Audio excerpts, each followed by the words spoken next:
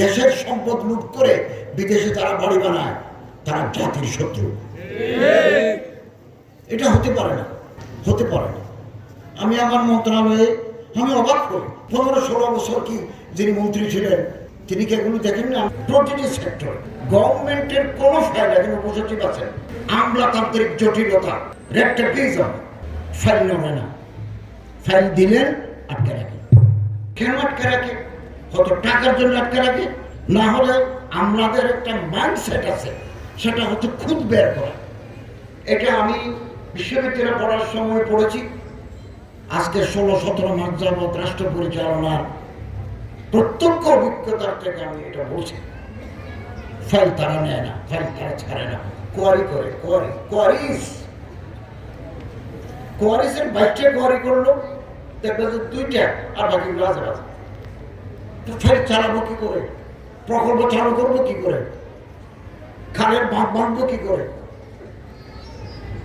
Educational প্রকল্প দারুল আরকাম গত 1 বছর চলে গেছে, আগামী মাসে জানুয়ারি মাস আমি 1 বছরের বেতন দিতে পারি নাই, 1 বছরের শিক্ষা কার্যক্রম ভালো করে চালাতে পারি নাই, ডিউ টু ব্যুরোক্রেটিক প্রসিডিওর। একটা আপনাকে মিটিং হবে, আল্লাহ জানে পাস করাতে পারে কিনা। চলমান প্রক্রিয়া প্রতিটি ফেলে।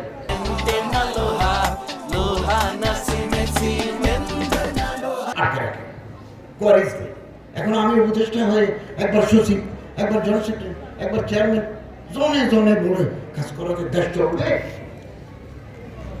রাজনীতিবিদরা ঘুষ খান, ভালো রাজনীতিবিদ আছেন আলহামদুলিল্লাহ, আমি পাইকারি বলবো না, সেকশন অফ পলিটিশিয়ান। আমি সব আমলাদেরকে দোষী করবো না, সেকশন অফ ব্যুরোক্রেটস, তাদের মাইন্ডসেট এরকম, ফাইল আটকে রাখা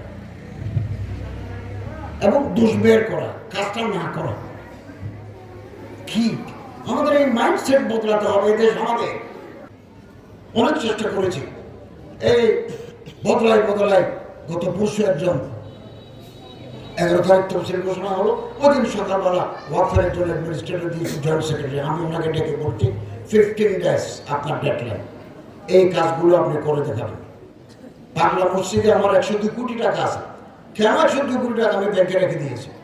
আমি এটা একটা মাল্টিপারপাস প্রকল্প আমার হাতে নিতে পারি। একটা বড় মাদ্রাসা হবে, ওখানে মাজার নাই, অডিটোরিয়াম হবে, একটা হসপিটাল করবো, আমাদের একটা কনফারেন্স করবো। আমি এখানে ওনাকে বলছি আপনি যান, আমি ডিসির সাথে কথা বলে আসছি, হাতে সময় নেই, তারপরেও অল্প যে দিন আছে, যে কয়দিন আছে, ওই কদিনও আমি কাজ করে যাবো ইনশাআল্লাহ।